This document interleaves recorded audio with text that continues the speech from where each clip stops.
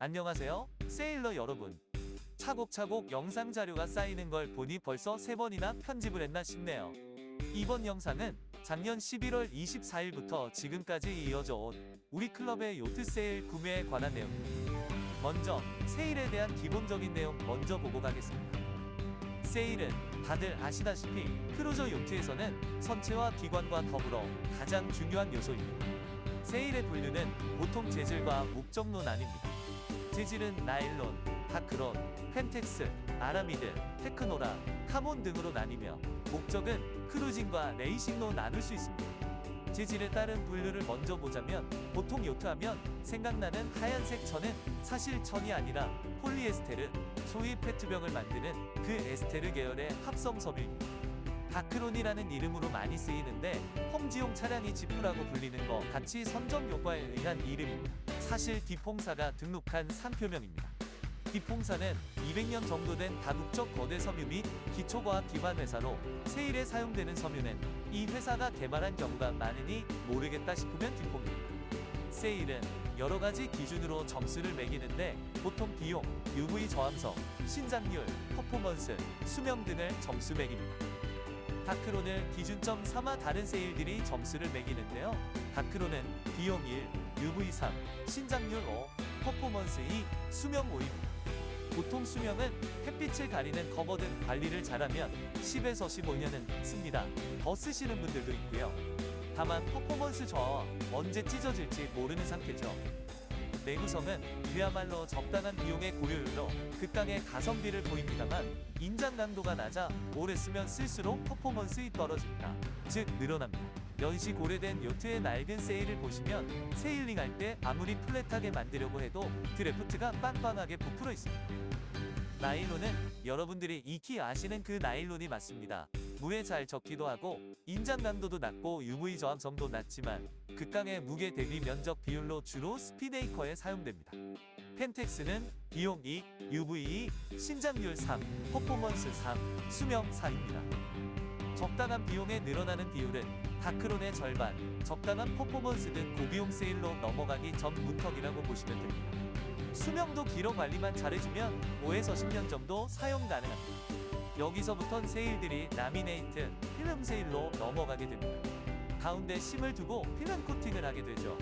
덕분에 UV 저항성이 내려가고 습기에 취약하며 마찰에 약해집니다. 세일 보관 및 이동에도 주의를 묘하게 되죠. 메이커에 따라서 펜텍스와 다크론을 조합하여 논필름 세일로 만들기도 하니 여러 메이커를 확인하시기 바랍니다. 가성비 경기용 붓을 만들고 싶으시다면 추천드립니다. 그 다음 아라미드 계열입니다. 보통 케블라 세일이라고 하는데 황색 계열 세일을 보신다면 아라미드 계열로 보시면 됩니다. 다 좋은데 요즘 좀 싸졌지만 제가 처음 요트를 접하던 2000년대 중반엔 진짜 비쌌습니다. 그땐 비용이 별 4개였지 않을까요? 지금은 비용 3, UV 2, 신장률 2, 퍼포먼스 3에서 4, 수명 3입니다. 요즘은 케블라 29나 49 등 종류도 다양하고 접합 방식도 단순 본드에서 진공 접합 등 다양해져서 퍼포먼스는 가격 따라 차이가 있습니다. 아마추어들이 맞출 수 있는 끝판왕이었죠.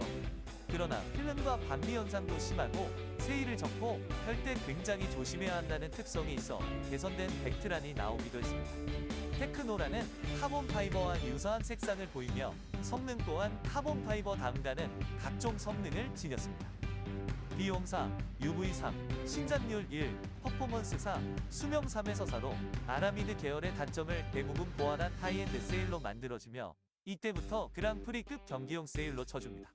생각의 수명과 UV 내성, 높은 퍼포먼스 등이 특징으로 세일의 까만색 곡선으로 화려하게 그려져 있으면 이 세일로 보시면 됩니다. 마지막 카본, 그야말로 다들 들어보신 적 있는 현세대 끝판대장입니다. 비용 5, UV 0에서 1, 신장률 0에서 1, 퍼포먼스 5, 수명 1로 가성비는 쓰레기통에 던져버린 진정한 현질 끝판 세일들이죠. 높은 비용, 짧은 수명, 낮은 UV 저항 등 그랑프리급 경기를 뛰고 1에서 2년마다 세일을 바꾸는 팀들이 가지는 세일입니다. 위에 나오는 세일들은 시간이 지났다고 못 쓰는 건 아니지만 늘어나거나 필름이 찢어지거나 심이 부러지는 등 경기력의 저하가 있을 수 있습니다. 요즘은 필름의 박리 현상을 줄이고 세일의 수명은 연장하기 위하여 재봉 단계의 구멍을 줄이거나 라미네이팅을 진공으로 한다거나 위에 스킨을 입힌다거나 약품 처리를 하는 등 노력을 하고 있습니다. 목적으로 세일의 구입을 분류한다면 크루징과 레이싱으로 나눌 수 있습니다. 물론 요트 분류의 CR처럼 두 개를 합한 세일도 만들 수 있죠. 크루징 목적의 세일이라면 전통적 방식의 크로스컷 다크론이 최고입니다. 앞서 설명드린 대로 가성비가 너무 높아서 다른 세일은 쳐다도 못 봅니다. 다만 난 놀기도 놀지만 경기도 나가고 싶은데? 하는 선주분들을 위해서 앞서 설명드린 펜텍스나 아라미드, 무력 카본을 달고 다니시는 분들도 있습니다. 다만 UV 커천을 덧댄다거나 스킨을 입힌다거나 아니면 펄링으로 돛을 완전히 보관한다던가 하는 추가적 조치가 필요합니다. 레이싱은 일반적으로 클럽과 그랑프리급 경기로 나뉩니다. 아무래도 클럽 레이싱보단 그랑프리급 세일들이 배도 크고 세일도 비싸고 최신 기술이 접목된 세일들이 나옵니다. 노스 세일에 3DL이 처음 나왔을 때 깜짝 놀랐습니다. 사람이 미션 임파서블의 톰 크루즈처럼 공중에서 작업했어야 하니까요. 클럽 레이싱이라면 아무래도 아라미드 세일이 기본, 상위 배들은 테크노라 또는 카본이 간간히 보이고 그랑프리급이라면 대부분 카본입니다. 면적당, 무게 등 성능을 비교할 수가 없죠. 기본적인 설명은 여기까지 하고 세일 구입 과정에 대해서 말씀드리겠습니다. 그리피노는 21년 경기는 코로나19 등 주변 여건상 참여를 못했지만 13에서 20년도까지는 꾸준히 대회 참가를 했는데요. 20년도에 이순신컵 대회에 제가 참가하여 대회를 치르는데 4회 때까지와는 너무 다른 고성능 배들 위주의 경기력 향상에 도저히 지금 있는 세일로는 입상권에서 점점 멀어진다는 생각에 꾸준히 세일 메이커와 접촉을 해오고 있었습니다.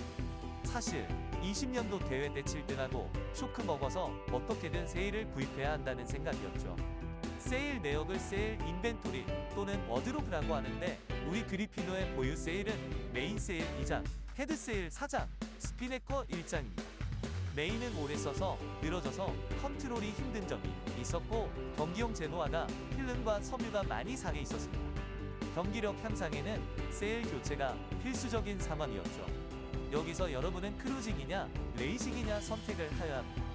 그 다음 예산에 맞춘 세일을 구입하는 절차를 받게 됩니다.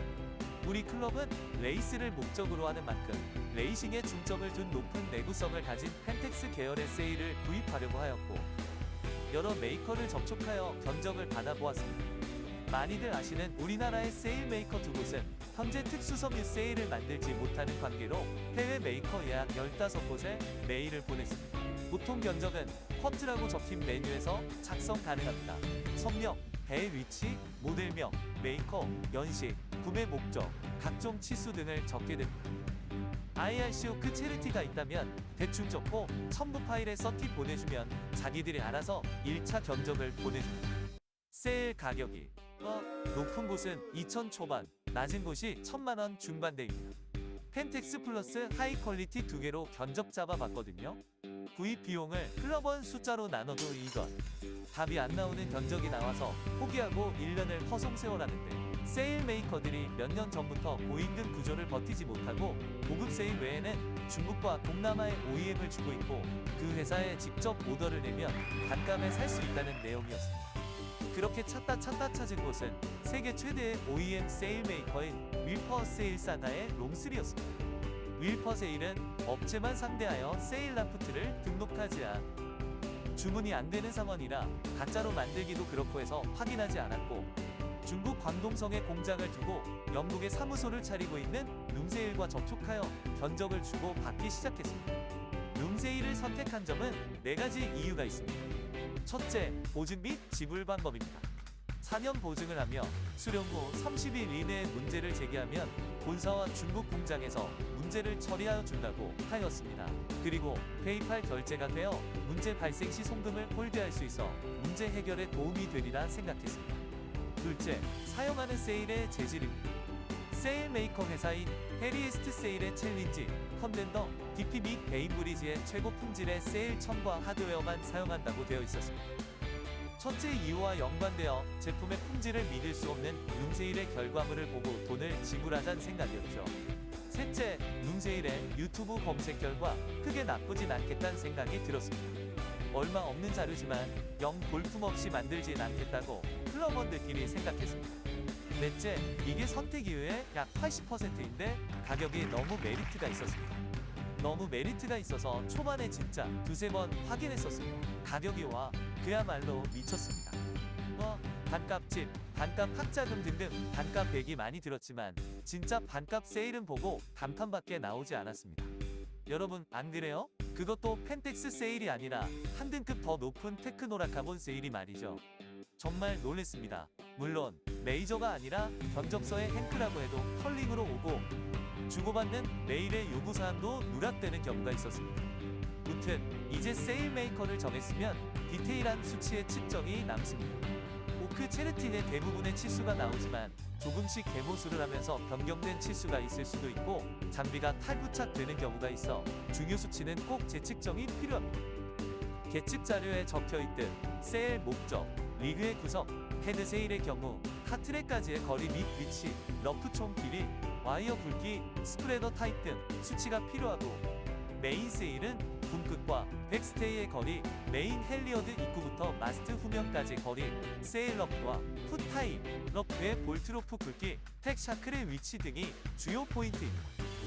물론 없어도 세일 메이커에서 대부분 모델의 수치를 가지고 있고 기본적인 세팅은 해줍니다만 자세하게 알려주면 맞춤으로 만들기도 쉽고 오차가 있을 때 세일 메이커의 수선 요청도 가능합니다. 그리피노는 연식도 좀 되고 모델도 다수 판매된 모델이 아니라 좀 자세하게 계측하여 보냈습니다. 물론 잘못 만들 때를 대비하여 근거 자료를 축적한다는 느낌도 있었죠. 원래 국내 세일 메이커의 견적을 내면 직접 와서 재고 만들고 수정해주기에 1차와 2차 견적이 통합되어 진행됩니다만 외국의 발주를 내는 입장이라 나뉘어 진행되었습니다. 그렇게 2차 견적을 받고 신나서 열어보는 이게 뭔가요? 나머지 내용은 다음 영상으로 찾아뵙겠습니다. 시청해주셔서 감사합니다.